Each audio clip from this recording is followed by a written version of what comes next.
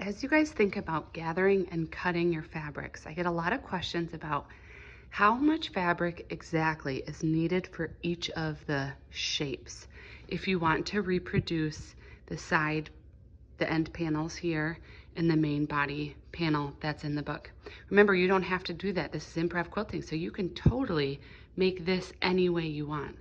But let me break down for you exactly what sizes you need. I'm trusting that you have the book and can reference that, but here are the exact sizes that you need for each color. So these half square triangles are for the end panels. This is 25 by 25. So if you cut a 25 by 25 square of one color and then you cut it on the diagonal, that would give you 2 pieces and actually 2 extra for your next project. Remember, you're gonna sew these together, iron it, and then you're gonna quarter this. And then the two squares that have the double colors, those will be the end panels. You'll go ahead and quilt those with the backing, and this backing is 14 by 11. You only need these squares to be 9 by 12, and then you'll cut the curve, and we'll worry about that later. But then these extra 2 square panels you will use as the backing of the pockets. So that's the situation with this half square triangle block. Now for the body, if you want to do it just like it's in the book, we have 2 blocks here. We have an equilateral triangle block and a slope square block. And both of those are outlined in the book and how you put those together. But this is a 24 by 24 equilateral triangle.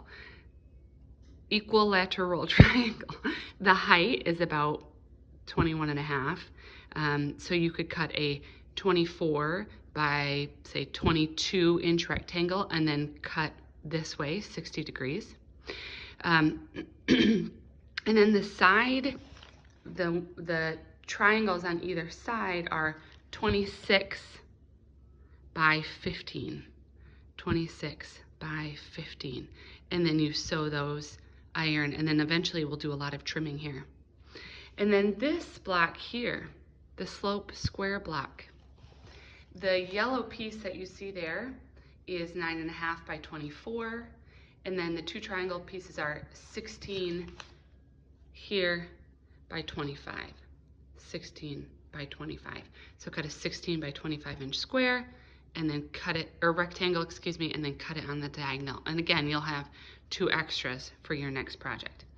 Okay, so I just gave you the measurements here, and those are all in the book, but they're in the chapter where the equilateral triangle block and the slope square block and the half square triangle block are mentioned in the sparse and geometric improv quilting chapter.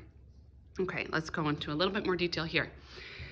For the pockets, 2 inches by width of fabric here, and then you need a binding for that. That's 2.5 by 9.5.